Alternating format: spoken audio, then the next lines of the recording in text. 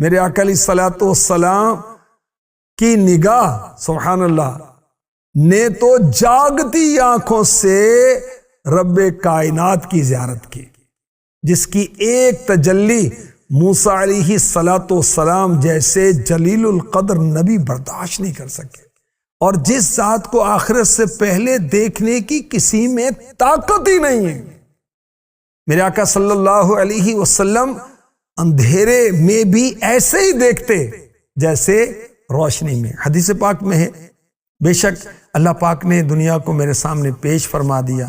تو میں اسے اور جو کچھ اس میں قیامت تک ہونے والا ہے سب کو ایسے دیکھ رہا ہوں جیسے اپنی اس ہتھیلی کو دیکھ رہا ہوں۔ سبحان اللہ، سب مثل ہتھیلی پیش نظر،